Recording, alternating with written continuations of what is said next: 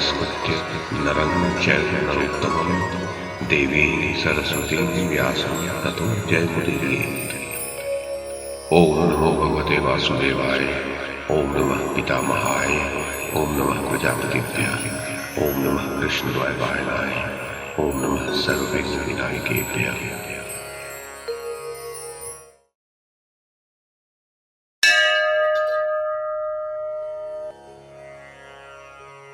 वैशंपायन जी कहते हैं, जन्मेजय, नारद जी ने दुर्योधन को कहा। दुर्योधन, गरुड़ ने कहा, गालव, अनादिदेव भगवान विष्णु ने मुझे आज्ञा दी है कि मैं तुम्हारी सहायता करूं।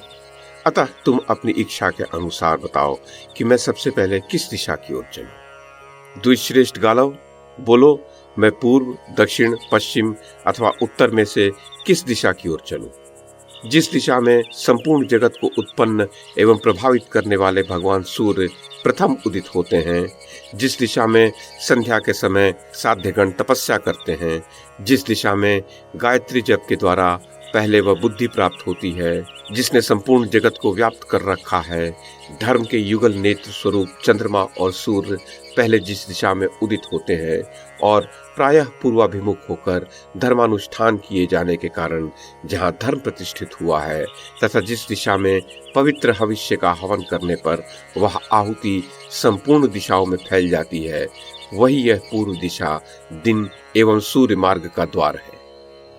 इसी दिशा में प्रजापति दक्ष की अदिति आदि कन्याओं ने सबसे पहले प्रजावर्ग को उत्पन्न किया था और इसी में प्रजापति कश्यप की संतानें वृद्धि को प्राप्त हुई थी।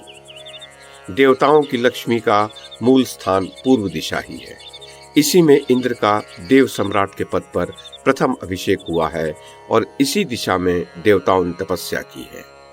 इन्हीं सब कारणों से इस दिशा को पूर्वा कहते हैं, क्योंकि अत्यंत पूर्व काल में पहले यही दिशा देवताओं से आवृत हुई थी। अतएव इसे सबकी आदि दिशा कहते हैं। सुख की अभिलाषा रखने वाले लोगों को देव संबंधी सारे कार्य पहले इसी दिशा में करने चाहिए। लोक सृष्टा भगवान ब्रह्मा ने पहले इसी दिशा में वेदों का गान किया था और सविता देवता ने ब्रह्मवादी मुनियों को यही सावित्री मंत्र का उपदेश किया था। इसी दिशा में सूर्यदेव ने महर्षि याज्ञवल्क्य को शुक्ल यजुर्वेद के मंत्र दिए थे और इसी दिशा में देवता लोग यज्ञों में उस सोमरस का पान करते हैं जो उन्हें वरदान में प्राप्त हो चुका है। इसी दिशा में यज्ञों द्वारा तृप्त हुए अग्निगण अपने योनि स्वरूप जल का उपभोग करते हैं। यहीं वरुण ने पाताल का आश्रय लेकर लक्ष्मी को प्राप्त किया था। इसी दिशा में पुरातन महर्षि वशिष्ठ की उत्पत्ति हुई थी। यही उन्हें सप्तर्षियों में स्थान की प्राप्ति हुई थी और इसी दिशा में उन्हें निमि के शाप से देह त्याग करना पड़ा था। इसी दिशा में प्रणव अर्थात वेद की सहस्रों शाखाएं प्रकट हुई हैं और उसी में धूम पाई महर्षि गण हविष्य के धूम का पान करते हैं।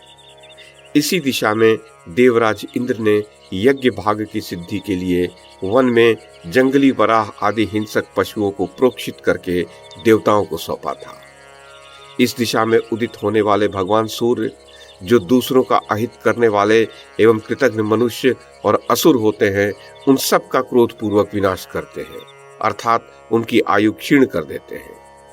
गालव, ये पूर्व दिग्विभाग ही त्रिलोकी का, स्वर्ग का और सुख का भी द्वार है। तुम्हारी इच्छा हो तो हम दोनों इसमें प्रवेश करें। मैं जिनकी आज्ञा के अधीन हूं, उन भगवान विष्णु का प्रिय कार्य मुझे अवश्य करना है। अतः गालव, बताओ, क्या मैं पूर्व दिशा में चलूं? चलो, इसके पहले दूसरी दिशा का भी वर्णन सुन लो। गालव, ये प्रसिद्ध है कि पूर्व काल में भगवान सूर्य ने वेदोक्त विधि के अनुसार यज्ञ करके आचार्य कश्यप को दक्षिणा रूप में इस दिशा का दान किया था। इसी कारण से इसे दक्षिण दिशा कहते हैं। तीनों लोकों के पितृगण इसी दिशा में प्रतिष्ठित हैं तथा उष्मप नामक देवताओं का निवास भी इसी दिशा में सुना जाता है। पितरों के साथ विश्वदेवगण सदा दक्षिण दिशा में ही वास करते हैं। वे समस्त लोकों में पूजित हो श्राद्ध में पितरों के समान ही भाग प्राप्त करते हैं। विप्रवर विद्वान पुरुष इस दक्षिण दिशा को धर्म देवता का दूसरा द्वार कहते हैं। यहीं चित्रगुप्त आदि के द्वारा त्रुटि और लव आदि सूक्ष्म से सूक्ष्म कालांशों पर दृष्टि रखते हुए प्राणियों की आयु की निश्चित गणना की जाती है। देवर्षि, पितृलोक के ऋषि तथा समस्त राजर्षिगण दुख रहित हो सदा इसी दिशा में निवास करते हैं। इसी दिशा में रहकर चित्रगुप्त आदि के द्वारा धर्मराज के निकट प्राणियों के धर्म, सत्य तथा साधारण कर्मों के विषय में कहा जाता है। मृत प्राणी तथा उनके कर्म इसी दिशा का आश्रय लेते हैं। ये वो दिशा है जिसमें मृत्यु के पश्चात सभी प्राणियों को जाना पड़ता है। ये सदा अज्ञान अंधकार से आवृत रहती है। इस कारण से इसमें सुखपूर्वक यात्रा संभव नहीं हो पाती है।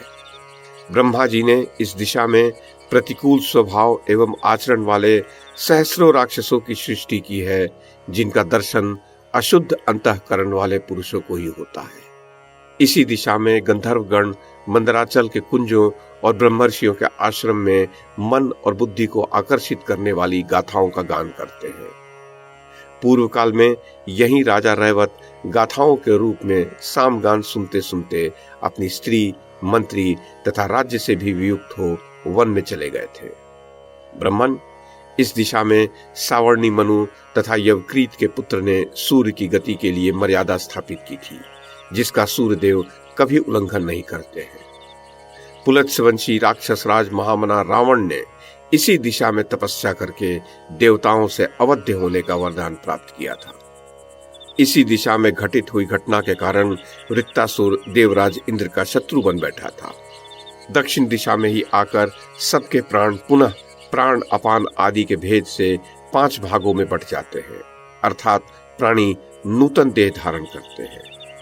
गालव इसी दिशा में पापाचारी मनुष्य नरकों की अग्नि में पकाए जाते हैं। दक्षिण में ही वह वैतरणी नदी है, जो वैतरणी नरक के अधिकारी पापियों से घिरी रहती है। मनुष्य इसी दिशा में जाकर सुख और दुख के अंत को प्राप्त होता है। इसी दक्षिण दिशा में लौटने पर अर्थात उत्तरायण के अंतिम भाग में पहुंचकर दक्षिणायन के आरंभ में आने पर, जबकि वर्षा ऋतु रहती है, सूर्यदेव सुस्वादु जल की वर्षा करते हैं। फिर वशिष्ठ मुनि के द्वारा सेवित उत्तर दिशा में पहुंचकर अर्थात उत्तरायण के प्रारंभ में, जबकि शिशिर ऋतु रहती है, वे ओले गिराते हैं। गालव, पूर्व काल की बात है, मैं भूख से पीड़ित होकर भारी चिंता में पड़ गया था, परंतु इसी दिशा में आने पर 2 विशाल प्राणी गज और कच्छप मेरे हाथ लग गए, जो आपस में लड़ रहे थे। सूर्य के समान तेजस्वी महर्षि कर्दम से उत्पन्न हुए चक्रधनु नामक महर्षि इसी दिशा में रहते थे, जिन्हें सब लोग कपिल देव के नाम से जानते हैं।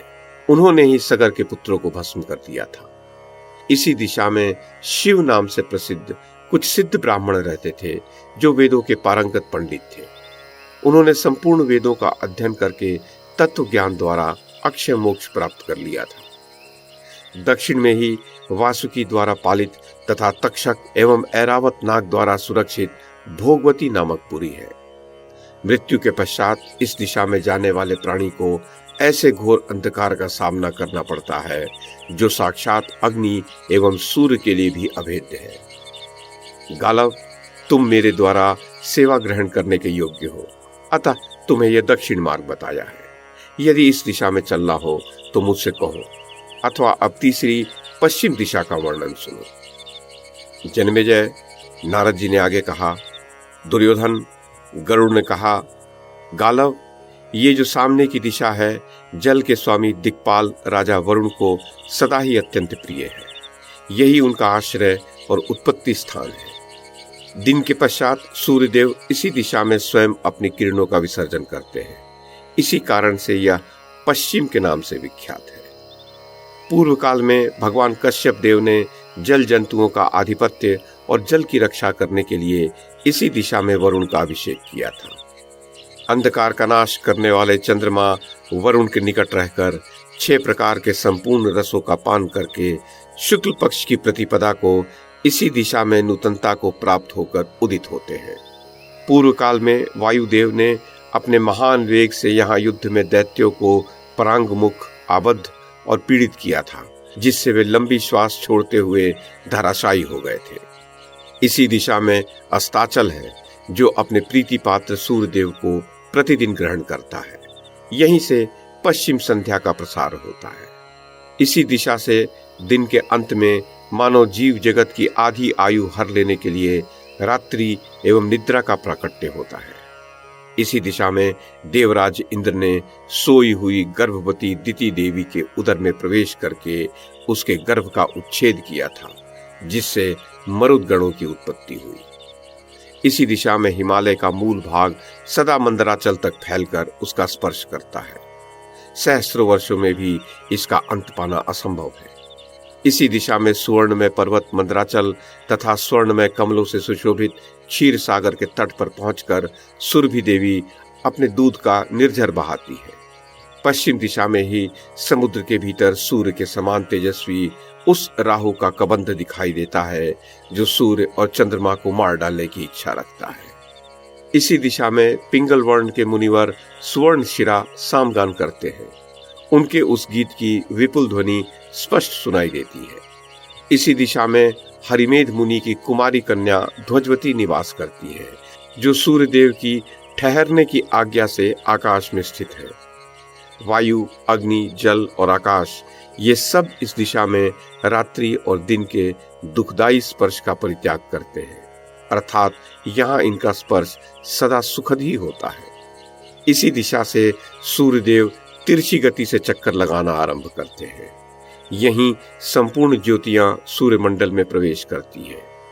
अभिजीत सहित 28 नक्षत्रों में से प्रत्येक 28वें दिन सूर्य के साथ विचरण करके अमावस्या के पश्चात पुनः सूर्यमंडल से पृथक हो जाता है। इसी दिशा से उन अधिकांश नदियों का प्राकट्य हुआ है, जिनके जल से समुद्र की पूर्ति होती रहती है। यहीं के वरुणालय में त्रिभुवन के लिए उपयोगी जल राशि संचित है। यहीं नागराज अनंत का निवास तथा आदि अंत से रहित भगवान विष्णु का सर्वोत्कृष्ट स्थान है। इसी दिशा में अग्निदेव के सखा वायुदेव का भवन तथा मरीचि नंदन महर्षि कश्यप का आश्रम है। द्विश्रेष्ठ गालव, इस प्रकार मैंने तुम्हें संक्षेप में पश्चिम का मार्ग बताया है। अब बताओ, तुम्हारा क्या विचार है? हम दोनों किस दिशा की ओर चलें? सुयोधन, गरुड़ ने आगे कहा, गालव, इस मार्ग से जाने पर मनुष्य का पाप से उद्धार हो जाता है और वह कल्याण में स्वर्गीय सुखों का उपभोग करता है। अतः इस उत्तारण अर्थात संसार सागर से पार उतारने के बल से इस दिशा को उत्तर दिशा कहते हैं। ये उत्तर दिशा उत्कृष्ट सुवर्ण आदि निधियों की अधिष्ठान है। इस कारण से भी इसका नाम उत्तर है। यह उत्तर मार्ग पश्चिम और पूर्व दिशाओं का मध्यवर्ती बताया गया है। इस गौरवशालिनी दिशा में ऐसे लोगों का वास नहीं है जो सौम्य स्वभाव के न हो, जिन्होंने अपने मन को वश में न किया हो तथा जो धर्म का पालन नहीं करते हो। इस दिशा में बद्रिकाश्रम तीर्थ है, जहाँ सच्चिदानंद स्वरूप श्री नारायण, विजयशील नरश्रेष्ठ नर और सनातन ब्रह्मा जी निवास करते हैं। उत्तर में ही हिमालय के शिखर पर प्रलयकालीन अग्नि के समान तेजस्वी अंतर्यामी भगवान महेश्वर भगवती उमा के साथ नित्य निवास करते हैं। वे भगवान नर और नारायण के सिवा और किसी की दृष्टि में नहीं आते। समस्त मुनिगण, गंधर्व, यक्ष, सिद्ध अथवा देवताओं सहित इंद्र भी उनका दर्शन नहीं कर पाते हैं। यहाँ सहस्रों नेत्रों, सहस्रों चरणों और सहस्रों मस्तक वाले एकमात्र अविनाशी श्रीमान भगवान विष्णु ही उन माया विशिष्ट महेश्वर का साक्षात्कार करते हैं। उत्तर दिशा में ही चंद्रमा का द्विजराज के पद पर अभिषेक हुआ था। गालव, यहीं आकाश से गिरती हुई गंगा को महादेव जी ने अपने मस्तक पर धारण किया और उन्हें मनुष्य लोक में छोड़ दिया। यहीं पार्वती देवी ने भगवान महेश्वर को पति रूप में प्राप्त करने के लिए कठोर तपस्या की थी और इसी दिशा में महादेव जी को मोहित करने के लिए काम प्रकट हुआ। इस पर भगवान शंकर का उसके ऊपर क्रोध हुआ। उस अवसर पर गिरिराज हिमालय और उमा भी वहां विद्यमान थी। इस प्रकार वे सब लोग वहां एक ही समय में प्रकाशित हुए थे। गालव, इसी दिशा में कैलाश पर्वत पर राक्षस, यक्ष और गंधर्वों का आधिपत्य करने के लिए धनदाता कुबेर का अभिषेक हुआ था। उत्तर दिशा में ही रमणीय चैत्रथ वन और वैखानस ऋषियों का आश्रम है। यहीं मंदाकिनी नदी और मंदराचल है। इसी दिशा में राक्षसगण सौगंधिक वन की रक्षा करते हैं। यहीं हरी हरी घास से सुशोभित कदली वन है और यहीं कल्पवृक्ष शोभा पाते हैं। गालव इसी दिशा में सदा संयम नियम का पालन करने वाले स्वच्छंदचारी सिद्धों के इच्छानुसार भोगों से संपन्न एवं मनोनुकूल विमान विचरते हैं। इसी दिशा में अरुंधति देवी और सप्तर्षि प्रकाशित होते हैं। इसी में स्वाति नक्षत्र का निवास है और यहीं उसका उदय होता है। इसी दिशा में ब्रह्मा जी यज्ञानुष्ठान में प्रवृत्त होकर नियमित रूप से निवास करते हैं। नक्षत्र, चंद्रमा तथा सूर्य भी सदा इसी में परिभ्रमण करते हैं। इसी दिशा में धाम नाम से प्रसिद्ध सत्यवादी महात्मा मुनि श्री गंगा महाद्वार की रक्षा करते हैं।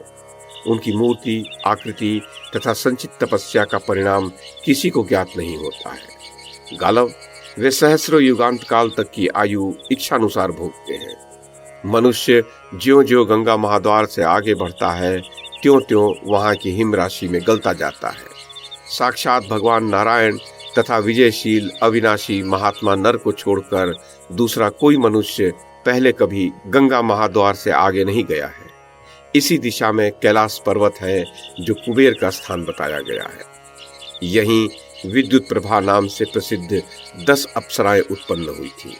ब्रह्मांड त्रिलोकी को नापते समय भगवान विष्णु ने इसी दिशा में अपना चरण रखा था। उत्तर दिशा में भगवान विष्णु का वह चरण चिन्ह हर की पैड़ी आज भी विद्यमान है।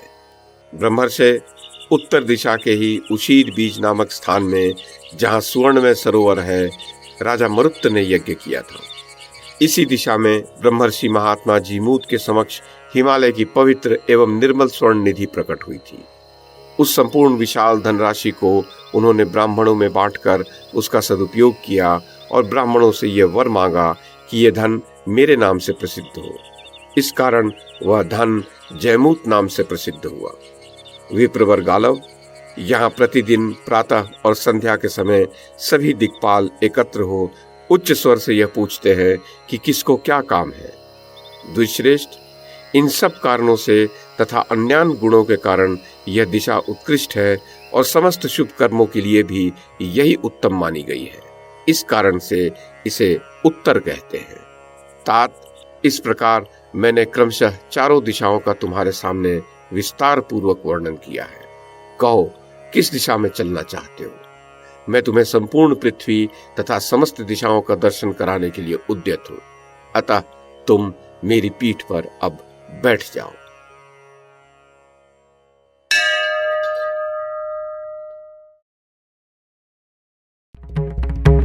YouTube के माध्यम से महाभारत की कथा को एक श्रृंखला के रूप में प्रस्तुत करने का हमारा ये प्रयास यदि आपको सराहनीय लगा हो तो कृपया इस कड़ी को लाइक और शेयर करें, चैनल को सब्सक्राइब करें और बेल आइकन को दबाएं। साथ में अन्य लोगों को भी देखने के लिए प्रेरित करें। धन्यवाद और नमस्कार।